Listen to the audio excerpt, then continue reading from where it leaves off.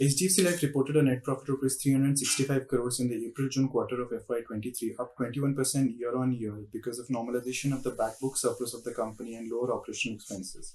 In the year-ago period, it had reported a net profit of rupees 302 crores. Its value of new business increased by 25% to rupees 510 crores during this period, and annualized premium equivalent grew 22% to rupees 1904 crores. VNB margins of the company stood at 26.8%, up 60 basis points from the year-ago period. To talk more about the company's performance and the industry in general, we have with us Ms. Vibha Padalkar, MD and CEO of HDFC Life. Welcome to the Business Standard Banking Show, ma'am. Thank you so much, Subrata. Ma'am, I'd like to ask you about the margins. Margins for this quarter was 26.8%. What is driving the margin growth, and what is the target for margin growth for this financial year? So at HDFC Life, Subrata, we've been consistently talking about smooth upward curve, whether it's in margins, whether it is in VNB growth, whether it's in top line and so on. And there's not been a single year wherein we've gone up or gone down. It's been consistently smooth upward curve. And that's what you see here. Well, there has been an expansion, like you say, of the margin to 26.8% against a fairly volatile environment, you'll agree. And the source of this has been a combination of growth in our overall top line, close to 20% growth, better product mix, as well as growth in and rebounding of credit life, which also was not doing too well in the thick of the pandemic. So it was a combination of all of this. Also, what's important is the savings business itself continued to grow well. So all of that put together led to this margin expansion. Protection AP recorded a decent growth aided by the credit life business, but retail protection is lagging. Any reason behind that? Also, is this an industry-wide phenomenon or just the company is facing this problem? No, it's very much in line with our peers in the industry. And give or take, everyone has degrown except one, and there are some nuances there. From an outside in, what it appears like is that at the midst of the pandemic, there was a very acute need in terms of protecting oneself, and so that created a demand. And like the sector, we also saw very brisk growth in retail protection. However, now given some of the headwinds in terms of inflation, some of the volatility one is seeing, supply side constraints, and so on, perhaps in the basket of goods, people are postponing decisions right now. They're perceiving it to be somewhat optional, or it can wait a quarter or so until things ease on their wallet. It's a little bit unfortunate, but that's we do have outreach programs to say that this is not the time for us to procrastinate. The sooner one locks in and so on, the better it is, especially at younger lives. And insurer cannot reprice no matter what. What is good is that the Google Trends indicate, while they are lower, but within the Google Trends, we continue to be among the top searched companies. So relatively, we are better off in terms of search trends. However, overall Google Trends have gone down versus, say, the last year or a year before. But I'm reasonably hopeful that this is a temporary phenomenon, that people will start rethinking about their risk transfer strategy to protect themselves and their loved ones. Like I mentioned earlier, what is good is that the credit life has close to doubled. Also, for example, our market share in protection at HDFC Bank has been steady. So some of these indicators have led to the fact that on overall protection, our the growth has increased from about 15.7% to 16.9%, just short of 17% in Q1. So this has been fairly fairly good. Sorry, just to clarify, not the, I think I mentioned growth. It is the percentage contribution. Growth has been about 31%. So it has been a mixed bag. To summarize, credit life has been very good. Retail has lagged, but I do think that in H2, retail should bounce back. Some of the supply side constraints that we saw during the pandemic, have those eased from the company's perspective? I think it's a question of a combination. Prices have gone up because of reinsurer prices, and reinsurers do provide the supply in a way. for us against which to write business. However, some things have been relaxed.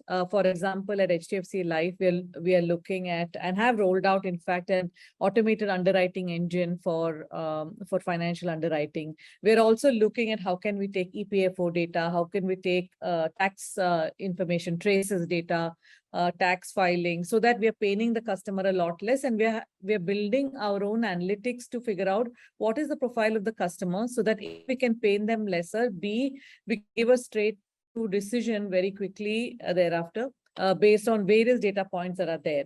Also, we have done, like the industry, also a lot more of video medicals. We're looking at scheduling medicals at home.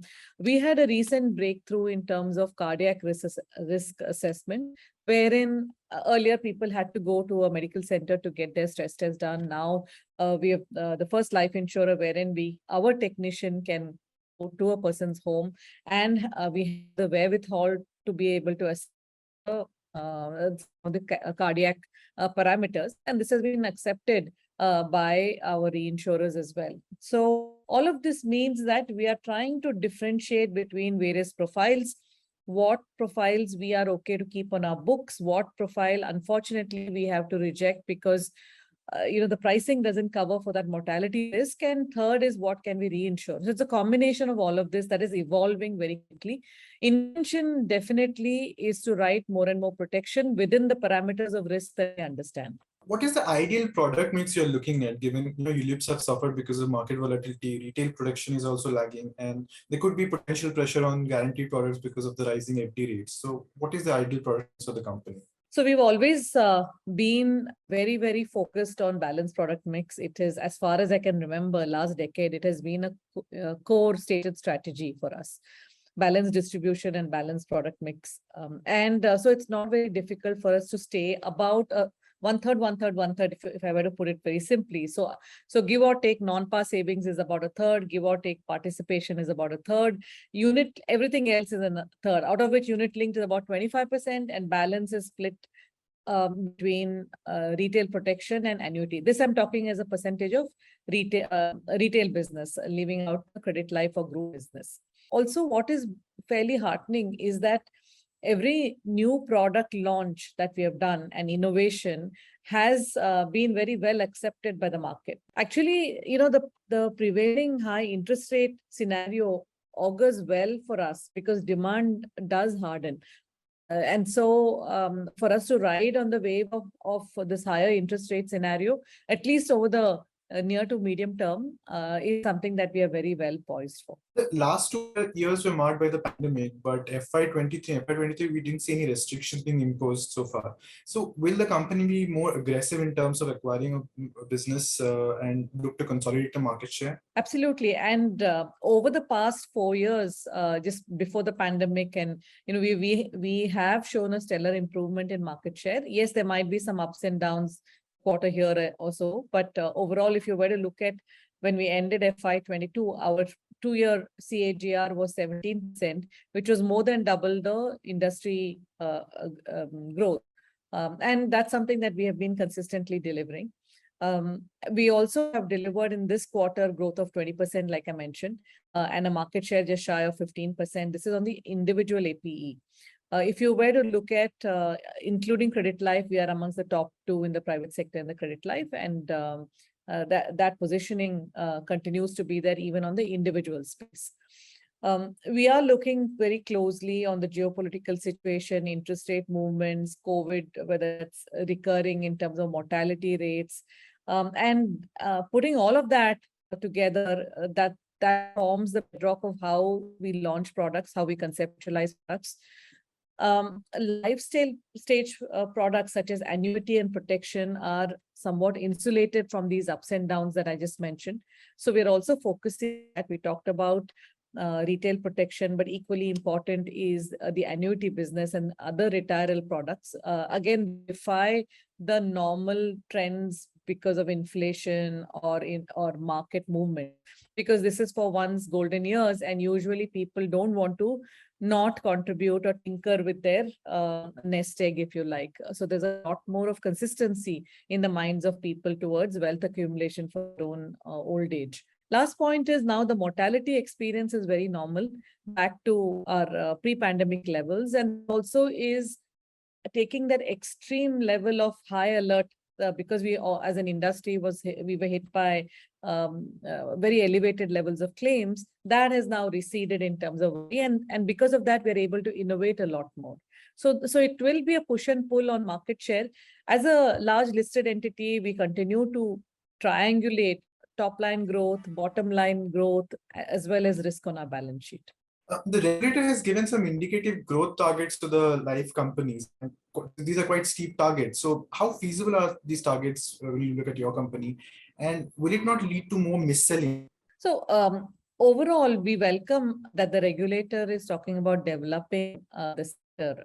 This is very, very important. It's like signaling that all of you can do better.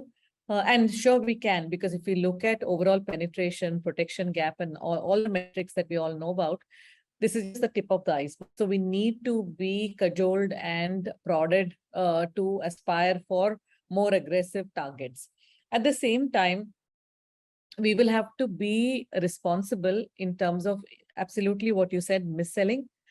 Because if you press the pedal too hard without the right checks and balances, for example, a pre-issuance verification call, for example, ensuring that the individual has given his SIECS mandate, because that means he shows the intention of wanting to pay premiums down the line. For example, explaining terms and conditions to the individual. Say an individual buys a annuity product or a retirement, that there will be X percentage, say 40% compulsory annuitization and so on. You explain that to the policyholder, or they buy a unit-linked product and on market volatility. Yes, that is very important. And like I said earlier, we need to balance our growth targets with the possibility of mis-selling, possibility of low persistency rate, and very dangerously, not holding too much risk on the balance sheet, because that will always be very,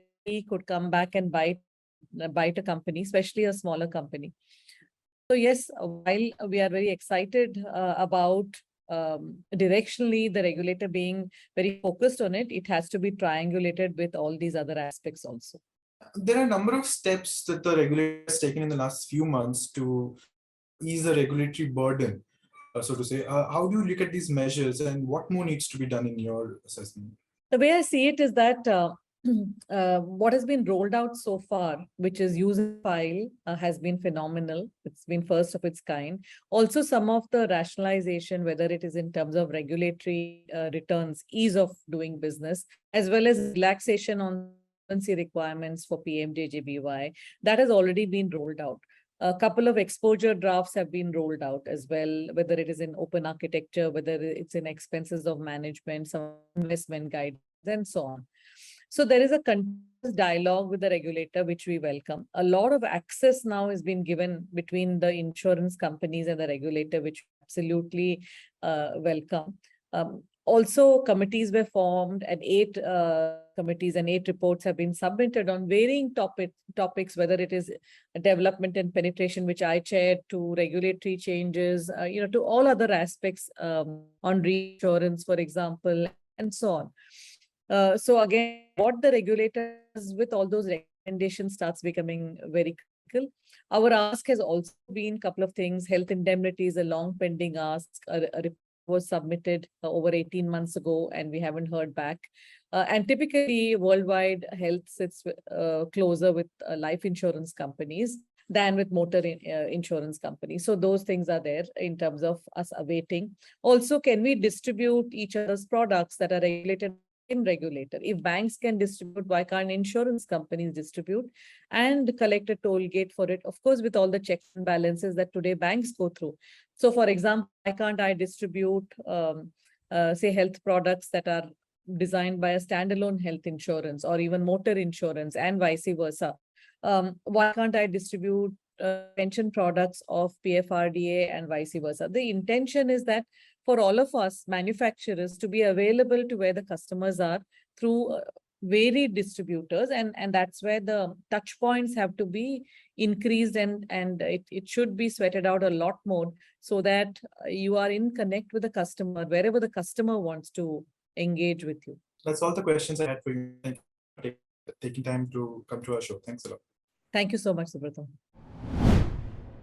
If you like this video, share it and subscribe to Business Standard. For more news, views and insights, log on to www.business-standard.com. Do also follow us on YouTube, Twitter, Facebook, Instagram, Telegram and LinkedIn. I am the blue of the limitless sky. I am the inspiration that led success soar high.